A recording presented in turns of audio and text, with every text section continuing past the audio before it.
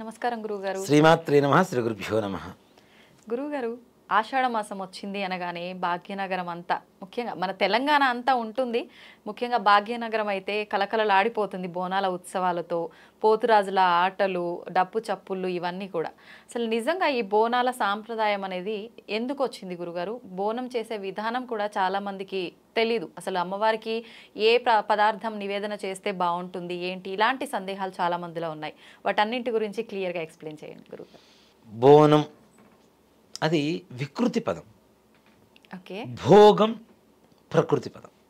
ఆహా. ప్రకృతికి వికృతి, ప్రతి దానికి కూడా ప్రకృతి వికృతి పదాలు ఉంటాయి.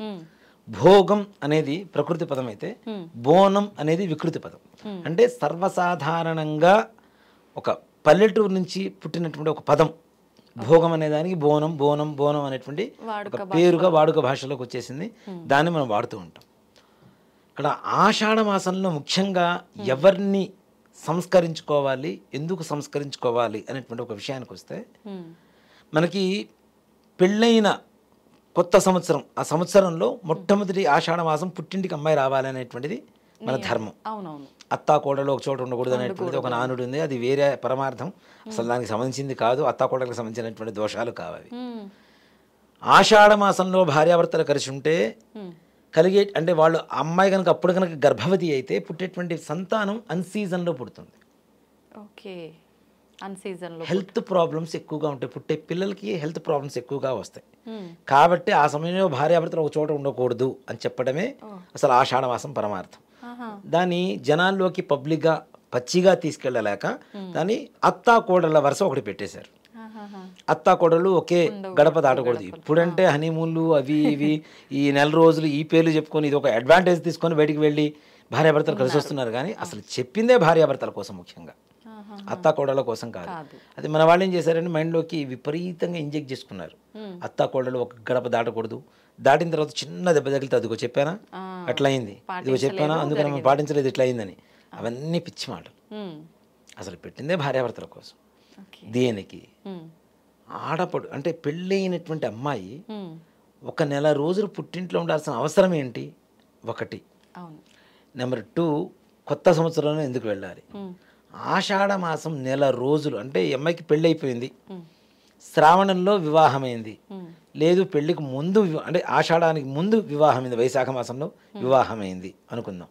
కొత్త వాతావరణంలో ఈ అమ్మాయి మొత్తం ఇదైపోతుంది.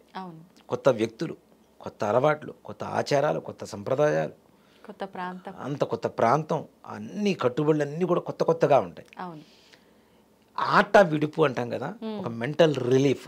ఫిజికల్గా మెంటల్గా రెండిటికి కూడాను ఒక ఆట ఉపశమనం కలగడానికి అమ్మాయిని పుట్టింటికి పంపిస్తాం ముఖ్యంగా ఆషాఢ మాసం. అవునా? ఇక్కడ ఆషాఢ మాసంలో ఆడవాళ్ళు అక్కడికి వెళ్ళటం ద్వారా ఇది ఒక రకమైనటువంటి ఆట విడిపు ఒకటి.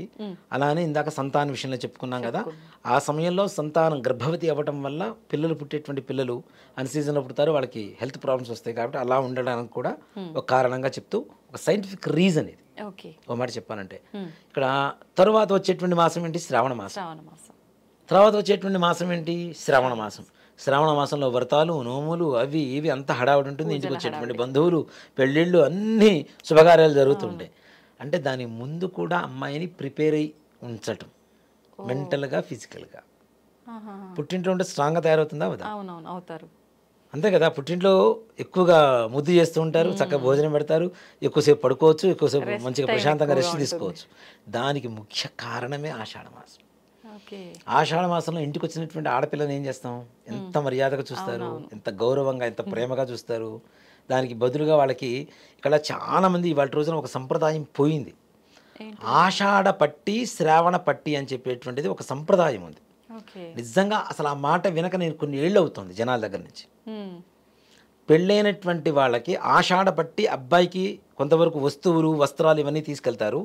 శ్రావణ పట్టి అని చెప్పి అత్తగారు వాళ్ళు అమ్మాయికి పెడతారు, అంటే వస్త్రాలు ఇవన్నీ కూడా. ఇక్కడ ఏంటి, ఇంటికి వచ్చింది కదా ఆషాఢ మాసంలో, అత్తగారు వాళ్ళ ఇంటికి తీసుకెళ్లాలన్నా సరే అమ్మాయిని అత్తగారు వాళ్ళు వచ్చి వస్త్రాలు అవన్నీ పెట్టేసి చక్కగా చలిమిడి పెట్టి అమ్మాయిని తీసుకుని వెళ్తారు. అది భోగం. అలాగే పుట్టింటి వాళ్ళు ఇచ్చేటువంటి సపోర్ట్ ఏదైతే ఉంటుందో ఇదంతా కూడా భోగమే. వీళ్ళు కూడా వస్త్రాలు కొనిపెట్టడం, అమ్మాయికి అత్తగారింటికి వెళ్తే కావాల్సినవి ఏవైనా వస్తువులు ఉంటే ముందుగా కొనిపెట్టడం, ఇదంతా కూడా భోగం. అంటే ఆడపడుచుని సంస్కరించుకోవటం, గౌరవించడమే భోగం. మన ప్రపంచం మొత్తానికి ఆడపడుచులు ఎవరు? అమ్మవారే కదా. ఆషాఢ మాసంలో బోనం ఎత్తడానికి ముఖ్యమైనటువంటి కారణం అది. మరి అన్ని దేవాలయాల్లో బోనాలు చేయాలి కదా, గ్రామ దేవతల్లోనే ఎందుకు చేస్తారు అనేటువంటి చాలా మందికి ఉండేటువంటి అనుమానం. ప్రతి గ్రామానికి ఒక ఆడపడుచు ఉంటుంది, ఆవిడే గ్రామ దేవత. ఇప్పుడు మైసమ్మ, పోచమ్మ, ఇట్లా ఆంధ్ర సైడ్ వెళ్తే గంగానమ్మ, పోలేరమ్మ, ఇట్లాంటి పేర్లు ఉంటాయి. ఆంధ్ర సైడ్ బోనాలు చేస్తారా? బోనాలు చేయరు. అక్కడ అంటే ఈ పేర్లు ఏవైతే ఉన్నాయో ఆ గ్రామ దేవతల పేర్లు ఇవన్నీ. ఆ గ్రామ దేవతలకు ఎందుకు చేయాలంటే గ్రామాన్ని సంరక్షించేటువంటి వాడు వీడు. ఆషాఢ మాసంలో గ్రామాల్లో కూడా అమ్మవారు తన పుట్టింటికి వచ్చి కూర్చుంటుంది కదా తప్పనిసరిగా. ఆవిడ వచ్చినటువంటి సందర్భంలో ఆవిడకి భోగం చేయడమే బోనంగా తయారయ్యేది. అర్థమైందా కదా? ఏదైతే ఆషాఢ మాసం వచ్చిందో అమ్మవారు, అమ్మ నాకు ప్రశాంతత వచ్చింది, నేను ఇక్కడ వచ్చి కూర్చుంటాను అనుకుని కూర్చున్నప్పుడు ఆవిడకి భోగం చేస్తాం కదా, ఆ భోగమే బోనం అవుతుంది. ఇంకా అంతేకాకుండా ఆషాఢ మాసంలో వర్షాలు, మనకు వర్షాకాలంలో వర్షాలు పడకపోతే ఆ సంవత్సరం మొత్తం బాధపడాల్సింది అంతే కదా. గ్రామ దేవతలకి నీళ్లు పోయడం ద్వారా, బోనం ఇవ్వడం ద్వారా, ఏదైతే మనం నైవేద్యాలు పూజలు చేస్తామో వాటి ద్వారా గ్రామ దేవత గ్రామాన్ని కాపాడుతుంది. అంటే ఆ గ్రామాన్ని కాపాడటంలో వర్షాపాతం కూడా ఒక భాగమే కదా. వర్షాన్ని ఇవ్వడం, రైతులు మంచిగా పంటలు పండించడం, ఆనందంగా ఉండడం. కాబట్టి ఇంత ఇస్తున్నటువంటి ఆ ఊరి ఆడపడిచికి ఏమి ఇవ్వాలి? మనం సంస్కరించుకోవాలి, పూజ చేసుకోవాలి. అదే భోగం, అదే బోనం అయింది. మరి భోగంలో, ఈ బోనంలో భోగము అంటే ఎక్కడైనా చూడండి, వెంకటేశ్వర స్వామి వారి దేవాలయం కావచ్చు, విష్ణుమూర్తి ఆలయాలు కావచ్చు, ఈశ్వరుల దేవాలయాలు కావచ్చు, ఏమైనా సరే బాలభోగం చెప్పి చేస్తూ ఉంటారు. పొద్దున్న చేసేటువంటి నివేదన, మొట్టమొదటిగా చేసేటువంటి నివేదన, పొద్దున్నే పూజ చేసి నివేదన పెడతాం కదా, దాన్నే బాలభోగం అంటారు. బాల అంటే పొద్దున అని, మొట్టమొదటిగా అని అర్థం వస్తుంది. ఆ బాలభోగంలో ఏం నివేదన పెడతారు? పెరుగన్నమే నివేదన పెడతారు ప్రతిరోజు. మన అమ్మవారి పెరుగన్నం అంటే ప్రశాంతం, పొద్దున్నే చల్లగా. కానీ మనకు మాత్రం పెరుగన్నం తింటే నిద్రపోతారు, మందకోడిగా తయారవుతారు అని అంటారు. పెరుగన్నం అంటే ఇప్పుడు వచ్చే పాలతో కాదు, అసలు మంచి పాలతో తాగితే పెరుగు కూడా డైజెషన్ అవుతుంది. రాత్రిపూట ఎక్కువగా తినకూడదు అంటారు. మరి ఇప్పుడు ఓ మాట చెప్పాలంటే శాస్త్రం ఏం చెబుతుంది? ఇప్పుడు మనకు సైన్స్ 2 పూట భోజనం చేయండి, ఈ టైంకి తినండి, ఈ టైంకి తినండి అని చెప్తుంది కదా. పూర్వకాలంలో 4 పూట భోజనం చేసేవాళ్ళు. పొద్దున్నే లేచిన తర్వాత స్నానం చేయడం, పొద్దున్నే చద్దన్నం తినడం. ఆ చద్దన్నం కూడా ఎలా? పెరుగన్నం, చక్కగా ఆవకాయ ముద్దో లేదంటే పచ్చిమిరపకాయ పెట్టుకొని పొద్దునే తినడం.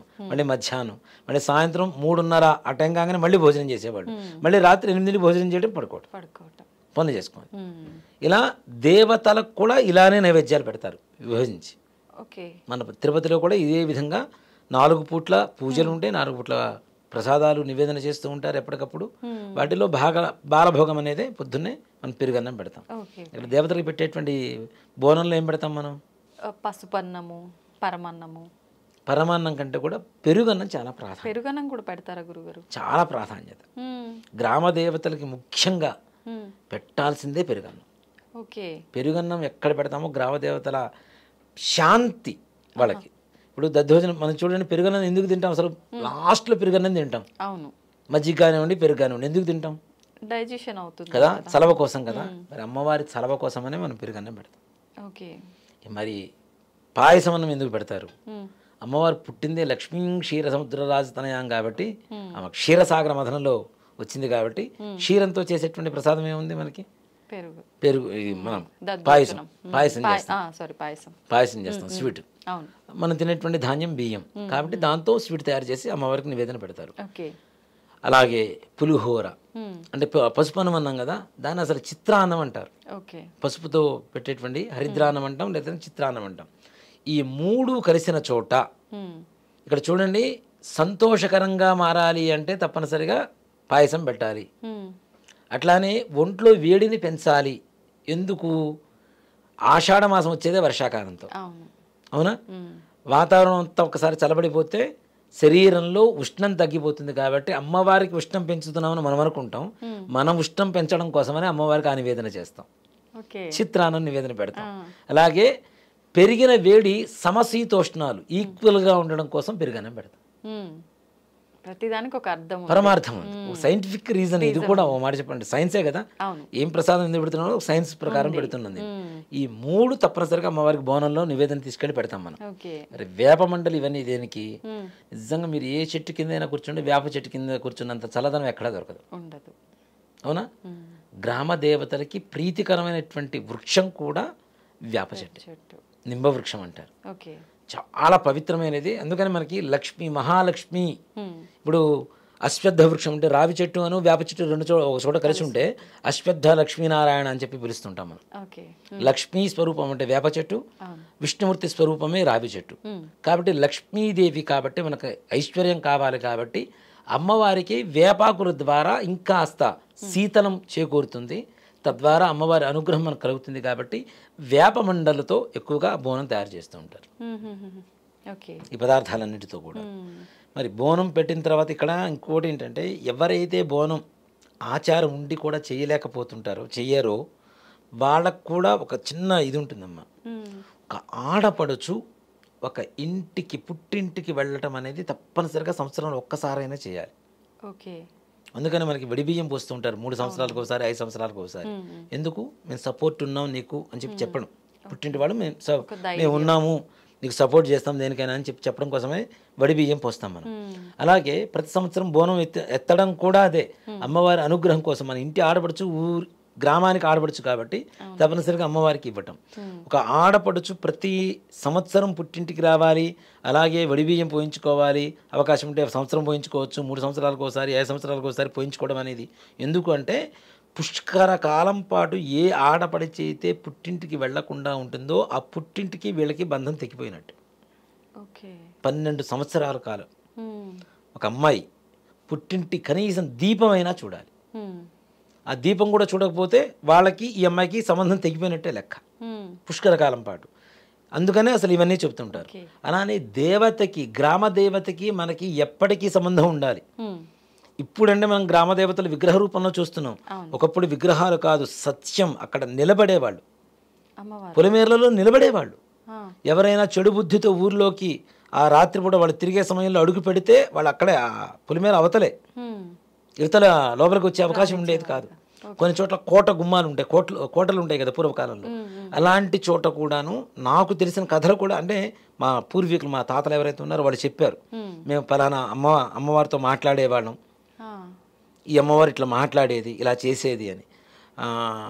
గుంటూరులో, పాత గుంటూరులో అంకమ్మ అమ్మవారు అని ఒక అమ్మవారు ఉంటుంది, గ్రామదేవత ఆవిడ. అసలు గ్రామ దేవతలకి బ్రాహ్మణులు తొందరగా పూజలు చేయరు. అంటే మిగిలిన దేవతలన్నీ మామూలుగా ఆరాధ్య దేవతలు ఏవైతే ఉంటాయో వాడికి చేసుకుంటుంటారు. ఇవంతా కూడా ఎక్కువగా మిగిలిన వాళ్ళందరూ చేసేవాళ్ళు, బలులు ఇవన్నీ ఇస్తుంటారు కాబట్టి. కానీ గుంటూరులో, పాత గుంటూరులో ఉండేటువంటి అంకమ్మ అమ్మవారికి, అంకమ్మ తల్లి అంటారు, అమ్మవారికి ప్రతి బ్రాహ్మడు కూడా వాళ్ళ ఇంట్లో ఏ పూజ చేసినా, ఏ కార్యం జరిగినా ఫస్ట్ కొబ్బరికాయ కొడతాడు అక్కడ. అంత సత్యం కలిగిన అమ్మవారు. ఎలా అంటే వర్షాకాలం, వర్షాలు పడలేదు, ఊళ్ళో జనాలందరూ నీళ్లు పోసి విగ్రహం ఉండేది. అంకమ్మ చాలా అంటే చాలు, ఆ నీళ్లు చాలు, సంతోషంగా ఉంటే చాలు అనేది విగ్రహం తలుపేదిట. అలాగే కోట గుమ్మం ఉండేది గుంటూరుకి, పాత గుంటూరుకి. ఆ కోట గుమ్మం మీద చుట్ట తాగుతూ కూర్చునేదిట. చూసిన మా తాతగారు, గుండెపూడి కృష్ణమూర్తి గారు అని మా తాతగారు ఉండేవారు, ఆయన చెప్పారు. నిజంగా ఎంత అదృష్టమో కదా. ఆయన చెప్పేవారు, ఇట్లా అక్కడ కూర్చొనేదిరా అంకమ్మ, కాపలా కాసేదిరా మన పాత గుంటూరు మొత్తానికి. దాదాపు ఒక 60 సంవత్సరాల క్రితం. ఇప్పుడు అదే దేవాలయం ఇంకా ఉంది, అందరికీ సత్యం చాలా నమ్మకం. మరి ఇప్పుడు ఎందుకని కనిపించట్లేరు అంటే మరి కలిధర్మం కదా, పాపాలు ఎక్కువైతే అంతే కదా. మరి వాళ్ళకు కూడా భయం పుడుతుంది చివరికి, ఆ పరిస్థితికి వచ్చారు. కాబట్టి అంత సత్యం గల అమ్మవార్లకి గ్రామ దేవతలు ఉన్నారు, తప్పనిసరిగా ఉంటారు. మా ప్రతి గ్రామానికి పొలిమేరలో ఒక దేవత ఉంటుంది. ఆ పొలిమేర నుంచే అమ్మవారు వాళ్ళందరూ కూడా సంరక్షిస్తుంటుంది. వాళ్ళందరికీ ఆ ఊరి ఆడపడుచుగా భావించి అమ్మవారికి పూజ చేయడమే ఆషాఢ మాసంలో ఈ బోనాల పండగకి పరమార్థం. ఓకే గురుగారు, కళ్ళు శాఖ కూడా పోస్తూ ఉంటారు కదా అమ్మవారికి ఈ పండగ రోజు, అది ఎందుకని? అది వామాచారం. ఓకే, వామాచారంలో కళ్ళు పోస్తుంటారు, కొంతమంది లిక్కర్ పోస్తూ ఉంటారు. ఈ ఒక మాట చెప్పాలంటే గ్రామ దేవతలకు కళ్ళు పోయటం తప్పు కూడా కాదు, పోయవచ్చు. కళ్ళు అనేది కూడా ఒక మాట చెప్పాలంటే కొంతమంది అంటే ఒక విధానంలో ఉండేటువంటి వాళ్ళకి తప్పుగా ఉండొచ్చు. బ్రాహ్మణులు ఎవరైనా తాగం కాబట్టి దాని గురించి తీసి పక్కన పెడితే కళ్ళు తాగడం అనేది హెల్త్ పరంగా కూడా మంచిదని చాలామంది చెప్తూ ఉంటారు. అలాగే దానివల్ల కూడా శరీరం చల్లబడుతుంది కాబట్టి ఇక్కడ ఎంతసేపటికి మనం ఎండాకాలం నుంచి కాలం మారుతున్నాం కదా, మారుతున్న సమయంలో ఏవైతే శరీరానికి ఆరోగ్యవంతంగా తయారవుతున్నాయో ఆరోగ్యాన్ని ఇస్తూ ఉంటాయో అలాంటి పదార్థాలే ప్రసాదాలుగా పెడుతున్నాం. అలాంటి పదార్థాలే అమ్మవారికి నివేదనగా కళ్ళు ఇట్లాంటివి కూడా ఇస్తూ ఉంటారు. కొన్ని చోట్ల బలులు ఇస్తూ ఉంటారు. అంటే ఆ గ్రామదేవత ఆచారం కాబట్టి బలి తప్పు అని చెప్పడానికి అవకాశం లేదు. తప్పని పూర్వకాలం నుంచి ఉన్నాయి.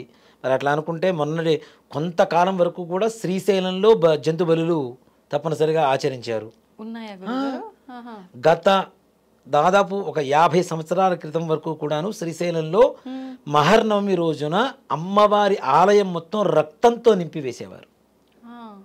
మొత్తం గర్భాలయం మొత్తం రక్తంతో నింపివేసేవారు. తెల్లవారేసరికి ఒక్క రక్త చుక్క కూడా కనపడేది కాదు. తర్వాత పుష్పగిరి పీఠాధిపతులు ఇది వామాచారం కాదు దక్షిణాచారంలోకి మార్చాలని చెప్పి దక్షిణాచారంలోకి మార్చి ఆ జంతు బలులను అక్కడ రద్దు చేశారు. మరి ఆవిడ కూడా శక్తిపీఠమే కదా, శ్రీశైలంలో బ్రహ్మరామిక అమ్మవారి శక్తిపీఠం కదా, అక్కడ అమ్మవారు కూడా జంతు బలులు ఇచ్చేవాళ్ళు. అప్పుడు జంతు బలులు తప్పు అని చెప్పడానికి ఏం లేదు. వాళ్ళ ఆచారాన్ని బట్టి వాళ్ళు ఇస్తూ ఉంటారు. ఈ వేప మండలు కొంతమంది సాత్విక ఆహారం శాకాహారంతో మనం చెప్పుకున్నటువంటి పులిహోర కావచ్చు, అదే పసుపన్నం, పెరుగన్నం, పాయసాన్నం ఇవన్నీ నైవేద్యం పెడుతూ ఉంటారు కొంతమంది. వాళ్ళ సంప్రదాయం అంతే, దాన్ని ఎవరు కాదంటానికి లేదు. మద్యం మాంసం రెండు మంచి క్లోజ్ ఫ్రెండ్స్ కదా, అది ఉంటే ఇది ఉంటుంది అది ఉంటుంది కదా. కాబట్టి ఆ రెండు కలిసి ఉంటాయి కాబట్టి మద్య మాంసాలు అమ్మవారికి ప్రీతికరం. ఇప్పటికీ మనకి మన అస్సాంలో గౌహతిలో కామాక్షిలో కూడా అమ్మవారికి జంతు బలులతోనే హోమం చేస్తుంటారు, లిక్కర్తోనే చేస్తూ ఉంటారు. కాబట్టి గ్రామ దేవతలకి ఈ కళ్ళు సారపోయటం అనేది మాత్రం ఏ మాత్రం కూడా తప్పు కాదనే చెప్పాలి. అది కూడా ఒక పరమార్థమే, శరీరాన్ని ఉష్ణం నుంచి ఒక కంట్రోల్లోకి తీసుకురావడం కూడా, ఆ వేడి తగ్గించడం కోసం. ఎండాకాలం వెంటనే కదా ఆషాఢ మాసం మనకు వచ్చేది, గ్రీష్మ ఋతువులోనే వస్తుంది కదా, ఆ వేడిని తగ్గించడం కోసం చేసేటువంటి ప్రయత్నాలు ఇవన్నీ కూడా. గురుగారు, బోనాలు అనగానే మనకు ఖచ్చితంగా పోతురాజులు ఉంటారు. ఎందుకని దానికి దీనికి సంబంధం ఏంటి? గ్రామ దేవతల సహోదరులే పోతురాజులు. పోతురాజులు అంటే మనం వేస్తున్నటువంటి వేషాలు కాదు. ఒక మాట చెప్పాలంటే పోతురాజు అనేటువంటిది కూడా ఒక శక్తే. ఇందాక మీరు అడిగినట్టు కళ్ళు పోయటం ఇవన్నీ కూడా పోతురాజుకు సంబంధించినటువంటి లక్షణాలే. అవన్నీ కూడా అమ్మవారి దగ్గర పోస్తున్నాం. కానీ పోతురాజు అంటే ఎక్కడైతే గ్రామ దేవత ఉంటుందో గ్రామ దేవత ఎదురుగా ఒక చిన్న రాయి ఉంటుంది తప్పనిసరిగా, ఆయనే పోతురాజు. అంటే ఇక్కడ ఏంటి బలం, అంగబలం, అమ్మవారికి ఉండేటువంటి అంగబలం ఆయన. ఇప్పుడు మన వాళ్ళు ఏదో వేషాలు వేసుకొని తిరుగుతున్నాం అంటే అది ఒక భావన కలిగించడం కోసం, జనాలకి దాని గురించి తెలియడం కోసం కూడా చేస్తున్నారు. కానీ పోతురాజు అనేటువంటిది కూడా ఒక శక్తినం, అమ్మవారి యొక్క సహోదరుడు, గ్రామదేవత యొక్క సహోదరుడు. కాబట్టి పోతురాజు వేషాలు వేసినా ఏం చేసినా పోతురాజు కూడా తప్పనిసరిగా పూజ చేయాలి. మొట్టమొదటిగా గ్రామదేవత దగ్గరికి వెళ్ళాలి అంటే పోతురాజు అనుజ్ఞ తీసుకోవాలి. ఆయనకి నివేదన పెట్టిన తర్వాత చూడండి, ఆ ఏదైతే రాయి ఉంటుందో రాయి మీద అన్ని ప్రసాదాలన్నీ చుట్టూ పెడుతూ ఉంటారు. ఆయన అనుజ్ఞ తీసుకున్న తర్వాత గేట్ పాస్ అనమాట. ఆయన దగ్గర అనుజ్ఞ తీసుకున్న తర్వాత అమ్మవారి దగ్గరికి వెళ్ళి పూజ చేయటం. అది ఆయన టికెట్ ఇస్తారు, టికెట్ చింపేసి ఇస్తారు, ఇదిగో తీసుకుంటారా లోపలికి పోండిరా. సో కాబట్టి ఆయనకి ముందు పూజ చేయడం అనేది చాలా విధానం. గురుగారు, బోనాలు అనేది అందరూ మిగతా పండుగలన్నీ జరుపుకున్నట్టుగా ప్రతి ఒక్క కుటుంబం కూడా జరుపుకోరు. కొంతమంది మాత్రమే బోనాలు సమర్పిస్తుంటారు అమ్మవారికి. అది నిజంగా ఆచారం ఉన్న వాళ్ళే చేయాలా గురుగారు, ఎవరైనా చేసుకోవచ్చా? బోనాలు అనేసరికి ఒక మాట చెప్తానమ్మా, స్నేహపూర్వకమైనటువంటి ఒక సంఘం ఏర్పడటం. అవును, ఆడవాళ్ళు చూడండి, ఎలాంటి వాళ్ళైనా ఆడవాళ్ళు తప్పనిసరిగా బోనం తీసుకుని వస్తూ ఉంటారు. ఆటోమేటిక్గా ఏమవుతుంది, వాళ్ళందరూ స్నేహం పెరుగుతుంది కదా, స్నేహభావం పెరుగుతుంది కదా వాళ్ళల్లో. నలుగురిని కలపటం, పరిచయం చేయటం కూడా ఒక విధమైనటువంటి ఒక దాంట్లో ఉండేటువంటి ఒక రహస్యం అని చెప్పాలి. ఆచారం ఉందా లేదా తీసి పక్కన పెడితే ఆచారానికి దీనికి సంబంధం లేదు. గ్రామ దేవత బాగుంటే గ్రామం బాగుంటుంది, గ్రామంలో ఉండే మనం బాగుంటాం. కాబట్టి ఎవరికి ఆచారం ఉన్నా లేకపోయినా బోనం ఎత్తుకోవచ్చు, తీసుకువెళ్ళవచ్చు అమ్మవారికి. వాళ్ళకుండేటువంటి ఒక క్రమం ఏదైతే ఉంటుందో, ఆచారం ఏదైతే ఉంటుందో దాన్ని బట్టి వాళ్ళు ఇచ్చేటువంటి పదార్థాలతో చేసుకోవచ్చు. సాత్వికమా లేదంటే వామాచార పద్ధతిలో చేసుకోవడం అనేది వాళ్ళ ఇష్టాన్ని బట్టి ఉంటుంది. కానీ ఎవరికి మాకు ఆచారం ఉంది, సంప్రదాయం ఉంది, మేమే ఎత్తుతాం, లేని వాళ్ళు ఎత్తకూడదు, ఇలాంటిది ఏం లేదు. ఎవరైనా బోనం తీసుకెళ్ళవచ్చు, చక్కగా అమ్మవారు సమర్పించవచ్చు.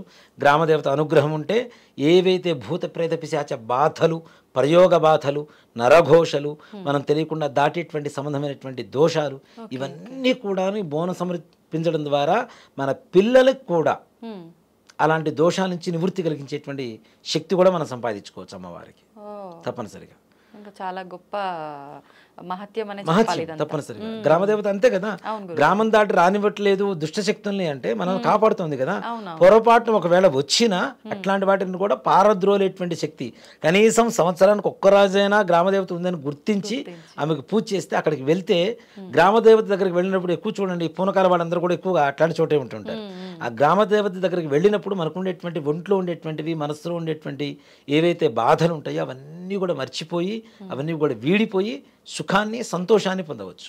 ఓకే గురుగారు, ఎక్కువగా మనం అమ్మవారిని పూజించటం కానీ అమ్మవారికి సంబంధించిన ఏం చేసినా శుక్రవారం రోజు ఎక్కువగా చేస్తూ ఉంటాం. కానీ బోనాల విషయానికి వస్తే ఆదివారం మాత్రమే ఎక్కువగా బోనాలు చేస్తూ ఉంటారు. ఎందుకని గురుగారు?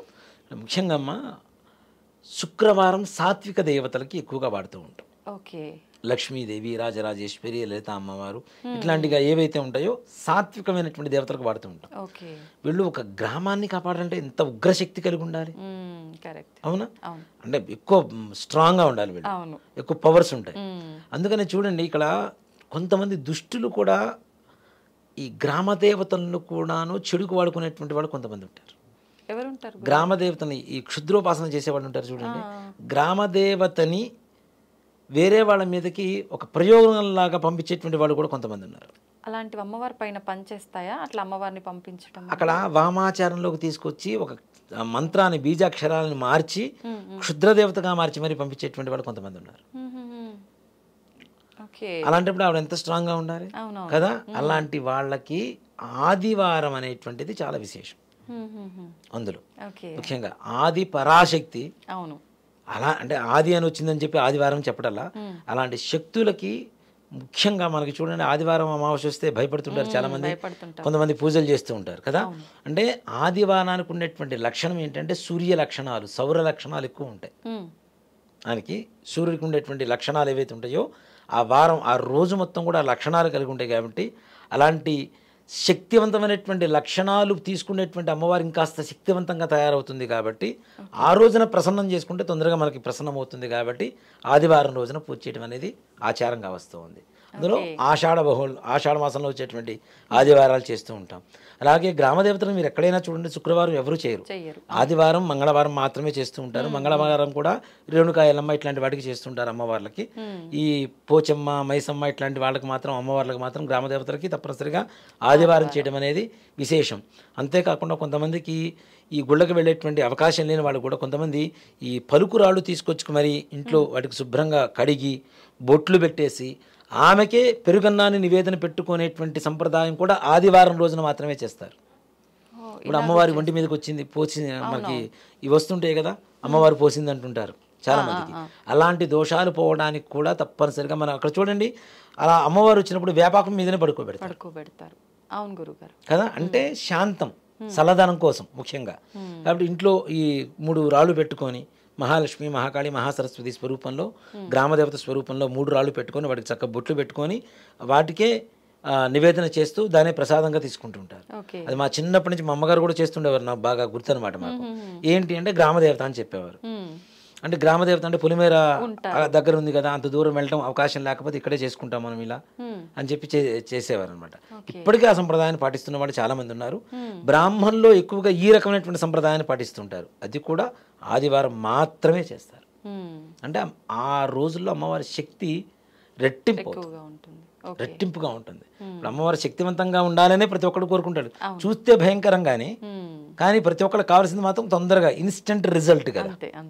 నేను పూజ చేశాను, అక్కడ పూలు వేసేసాను, నాకు వచ్చేయాలి అనుకుంటాం ఇప్పుడున్న పరిస్థితుల్లో. అలాంటిది ఆదివారం కాస్త శక్తివంతంగా ఉంటుంది కాబట్టి ఇంకాస్త తొందరగా అనుగ్రహిస్తుంది. ధన్యవాదాలు గురుగారు. శ్రీమాత్రే నమః. శ్రీ గురుభ్యో నమః.